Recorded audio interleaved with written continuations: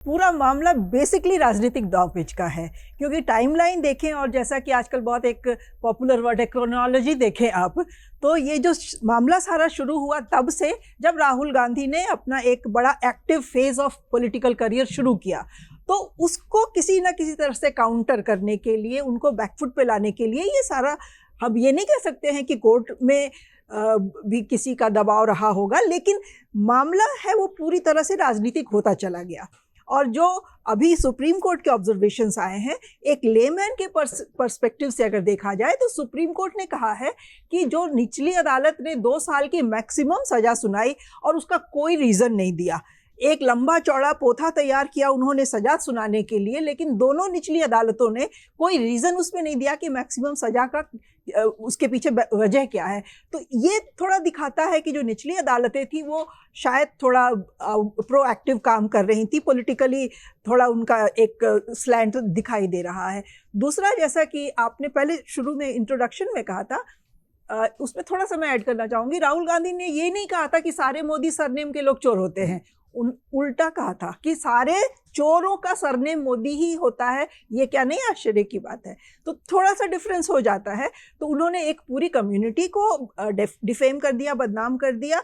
ऐसा लगता नहीं है, वो मुंह से निकली हुई बात है, जो कि ना निकलती तो अच्छा होता, लेकिन वो डिफेम यही बात है ना पुण्य, आपको टोक रहा हूं, लेकिन देखिए, चाहे उन्होंने इस तरीके से बात कही या उस तरीके से बात कही, मान लीजिए आपका भी जो सरनेम है उसको लेकर कोई एक जनरल बयान दे दे, जेनरिक, क्योंकि सर्वोच्च न्यायालय ने भी ये नहीं कहा है कि उन जस्टिफाई नहीं किया उनके स्टेटमेंट को, बल्कि उस पर एक टिप्पणी भी है सख्त उनकी, कि ये गलत है। बिल्कुल ठीक है, उससे मैं कल के सारे मसले में ज्यादा बड़ी खबर इस बात को लेकर रही कि उनकी राहत मिल गई है, लेकिन जो टिप्पणी थी वो छुप गई इन खबरों के बीच में, इसलिए खबरों के खिलाड़ी हैं। नहीं, जैसे कि राहत तो मिली है, लेकिन वो बहुत मतलब छोटी किस्म की राहत है, क्योंकि बाद में आगे फाइनली रामकृपाल जी ने उसका उल्लेख किया। आप एक बात कह रही थी कि वो अपने चरम 2019 में ही उन्होंने कहा था, और याचिका भी जो दायर की थी वो 2019 में ही हो गई थी। ऐसा नहीं हुआ कि भारत जोड़ो यात्रा निकली और उसके बाद नहीं, लेकिन वो बीच में 1 साल तक मामला बिल्कुल ठंडा रहा था। ये बात सही है, ठंडा रहा था मामला।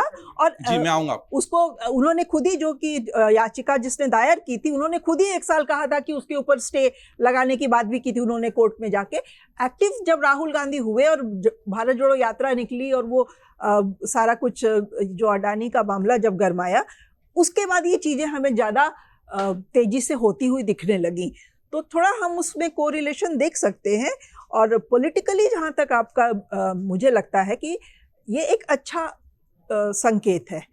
राहुल गांधी को अभी जो फौरी तौर पे ही राहत सही, लेकिन जो राहत मिली है वो अच्छा संकेत है, क्योंकि इससे कांग्रेस को थोड़ा बूस्ट मिल गया है और Congress as a party strong हो, बीजेपी के सामने मजबूती से खड़ी हो सके, ये देश के लिए अच्छा है। ये हम कांग्रेस बीजेपी के सपोर्टर के उससे ऊपर हट के अगर बात करें तो 2 स्ट्रांग पार्टीज होना हमारी डेमोक्रेसी के लिए शुभ लक्षण है, और उस दिशा में मुझे लगता है कि ये एक अच्छी शुरुआत। अमर उजाला अब आपके टीवी पर भी।